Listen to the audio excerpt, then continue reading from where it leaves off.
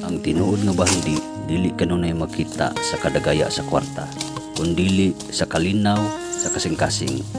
Ang simple nga kinabuhi sa bukid nagtudlo kanato nga ang kalipay dili mapalit, matag pagsubang sa adlaw, preskong hangin, tingog sa mga langgam o pag-atiman sa mga tanom o mga mananap, usa na ka panalangin nga dili masukod sa bili. Bisan dili sayon ang pagpanginabuhi sa bukid, adunay dakong katagbawan tungod kay ang matag bunga sa atong paningkamot tinuod ug limpyo.